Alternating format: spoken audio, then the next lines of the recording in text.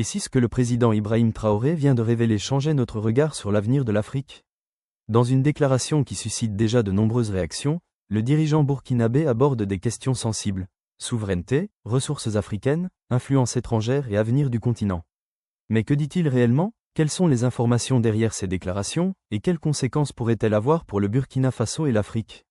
Dans cette vidéo, nous allons analyser ces propos, distinguer les faits des interprétations et revenir sur les éléments qui font débat. Restez jusqu'à la fin et dites-nous ce que vous en pensez. Abonnez-vous à Africa Vision TV et activez la cloche pour ne rien manquer de l'actualité africaine. Quelle est la vision de votre pays? La vision globale du Burkina, vous voulez dire? Alors, merci et soyez les bienvenus. Et je pense que vous êtes dans le pays qui prône aujourd'hui la souveraineté nationale, l'indépendance totale. Parce que vous n'êtes pas sans savoir que notre pays a été colonisé comme beaucoup de pays africains. Mais aujourd'hui, nous sommes en train de nous exprimer. Et donc, la lutte pour la souveraineté et l'indépendance sont donc le moteur de notre combat. Merci. Que signifie votre révolution en pratique? S'agit-il d'une révolte contre l'Occident ou d'un changement national interne? Révolte contre l'Occident, non. L'Occident, il ne faut pas mélanger les choses. J'aime dire de faire la distinction en tant que révolutionnaire entre les peuples et les politiques. Ils sont nombreux en Europe, en Occident, qui nous soutiennent dans notre combat. Nous voyons à travers les peuples. Et nous voyons même à travers vos plateaux télé et tout, beaucoup de gens qui interviennent, qui soutiennent notre combat de liberté. Et je pense que tout le monde y a intérêt.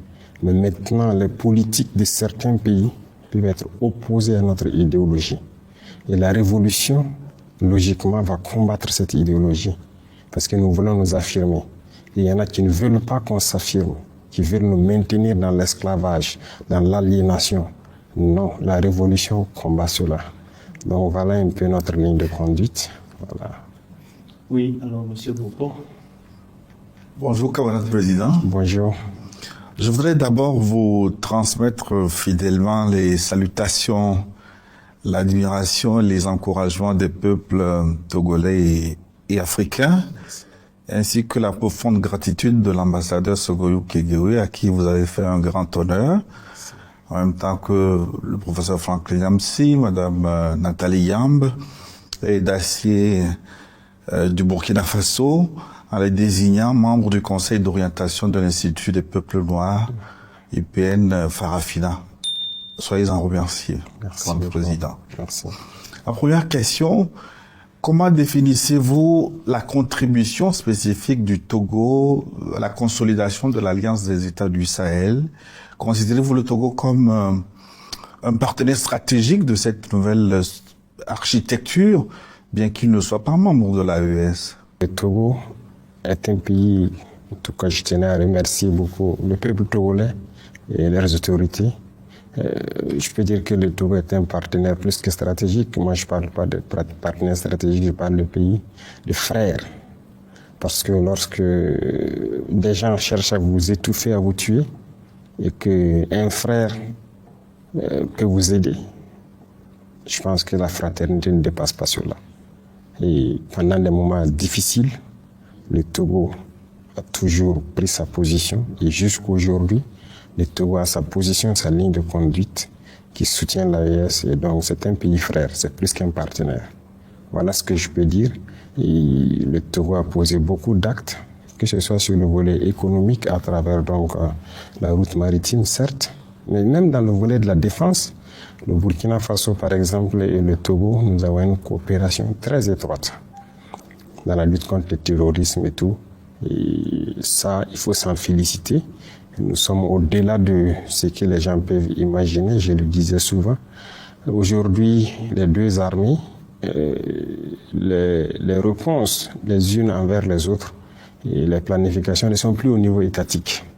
Ce n'est pas comme avant quand un avion au Burkina doit intervenir, ou bien un avion togolais doit intervenir. Il faut qu'on appelle jusqu'à la présidence, avoir les autorisations de traverser les frontières. Non.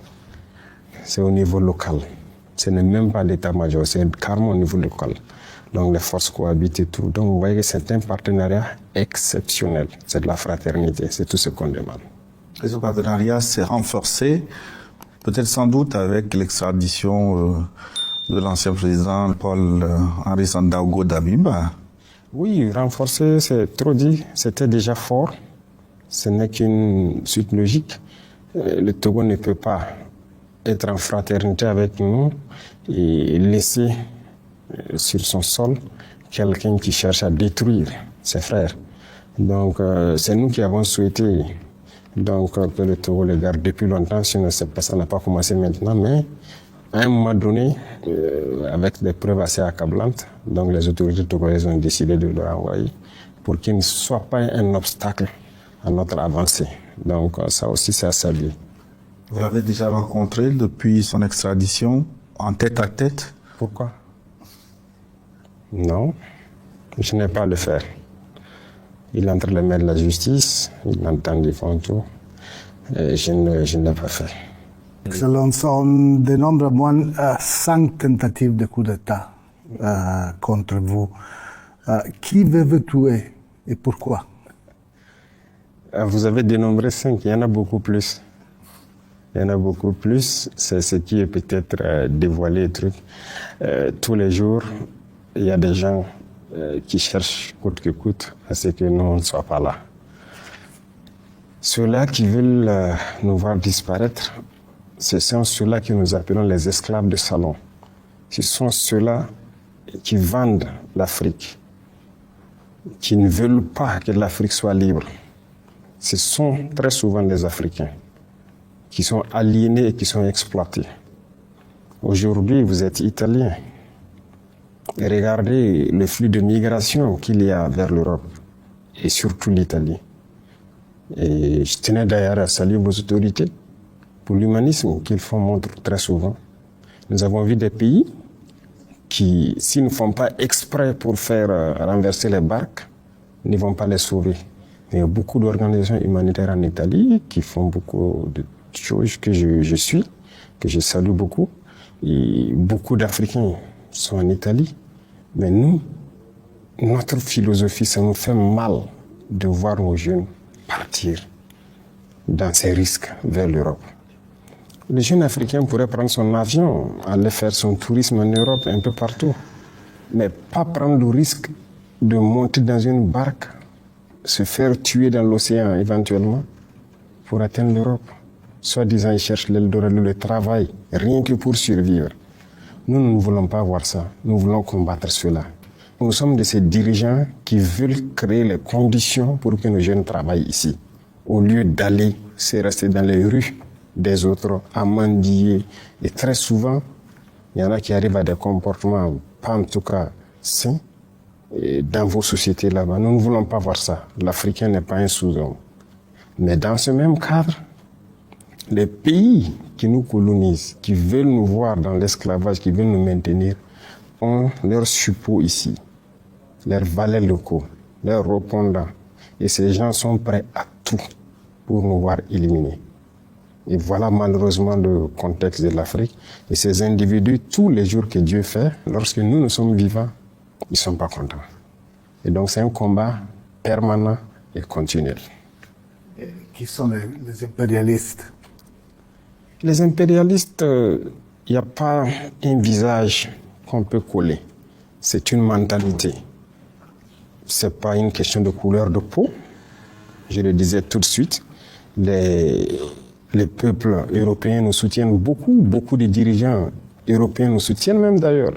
J'ai entendu donc notamment un de vos dirigeants qui, depuis longtemps, sonnait la sonnette d'alarme, qui a dit que le fait que la France exploite l'Afrique avec son franc CFA et tout, crée ces vagues de migration vers les pays européens, notamment vers l'Italie. Elle a parfaitement raison. C'est la situation comme ça. Donc, vous voyez que c'est en Europe, mais tout le monde ne comprend pas la chose de la même façon. Donc l'impérialisme, c'est l'individu qui veut dominer l'autre, qui veut maintenir l'autre dans l'esclavage, qui opprime les autres. Il peut être noir, Il peut être blanc, il peut être africain, il peut être européen, il peut être américain, il peut être asiatique, il peut être de toutes les nationalités. Mais tout individu qui a cette envie-là d'opprimer les autres, de maintenir les autres dans la domination, c'est un impérialiste. La liberté individuelle peut-elle être intégrée et votre révolution une vue d'une souveraineté totale, la liberté d'aimer qui l'on veut, d'exprimer librement, de s'opposer à votre pouvoir? Ah oui, voilà quelque chose où vous avez très bien fait d'être venu, c'est bien. Quelque chose que les médias mainstream, ce qu'on appelle, passent le temps à mentir en Europe. Comme si ici, les gens se promenaient avec des haches et des gourdins. Lorsque tu ouvres la bouche, on te frappe. C'est faux, hein? Il y a la liberté. Chacun est libre de dire ce qu'il veut, de donner son opinion et tout. Même sur nos chaînes de télé, vous voyez des gens qui donnent leur opinion. Mais la liberté a ses limites. Par exemple, nous sommes un pays en guerre. Nous n'allons pas permettre à qui que ce soit de démoraliser nos troupes pendant qu'ils sont sur le champ de bataille. Ça, nous n'allons pas permettre. Nous n'allons pas permettre aux valets locaux de l'impérialisme qui sont parmi nous de vouloir saboter notre lutte pour ramener notre pays entre les griffes de ces impérialistes-là. La liberté d'un individu, comme on l'a dit, ça s'arrête là où la liberté de l'autre commence. Sinon, vous n'avez pas une société. Autant vous êtes libre de dire ce que vous voulez, lui aussi il est libre de dire ce qu'il veut. Et quand vous commencez à chacun à dire ce qu'il veut, ça finit par quoi? La bagarre. Est-ce qu'on s'assoit, on laisse notre société aller dans le déclin? Non.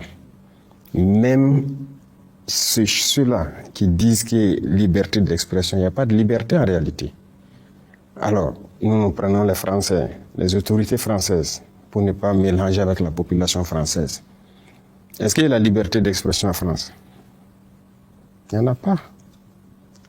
Si vous ne vous alignez pas dans l'idéologie des autorités, on vous chasse sur le plateau télé. Il y a des journalistes qu'on chasse, ou bien on a vu Alain Foucault, dernièrement les Claudicia, qui ont été chassés des RFI.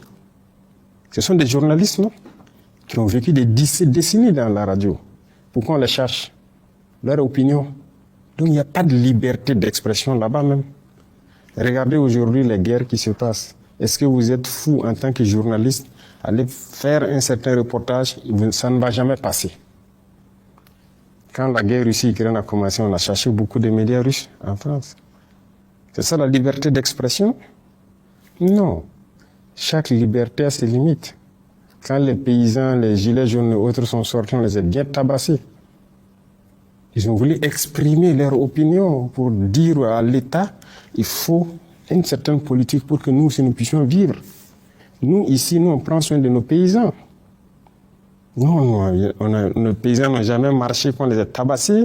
On prend soin d'eux, on fait tout ce qu'on peut pour qu'ils puissent cultiver tranquillement, donner le meilleur d'eux-mêmes. Mais ailleurs, ça ne se fait pas. Mais ce sont ces pays-là qui sont dans des tribunes en train de dire pays de liberté. C'est faux.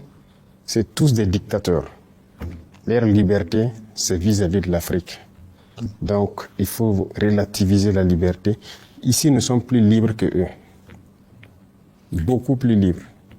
Alors, derrière les tentatives de déstabilisation que vous évoquiez tantôt, il est souvent dit que les mains de certains pays voisins se cachent derrière pour appeler un chat, le Bénin, la Côte d'Ivoire. Est-ce que les relations ont évolué avec ces pays voisins? Est-ce que vous êtes prêts à une désescalade? Alors, après ces révélations et ces déclarations d'Ibrahim Traoré, une question demeure. L'Afrique est-elle réellement en train de changer de trajectoire? Les faits, les décisions et leurs conséquences permettront de mesurer la portée de ces paroles. Mais maintenant, c'est à vous de donner votre avis.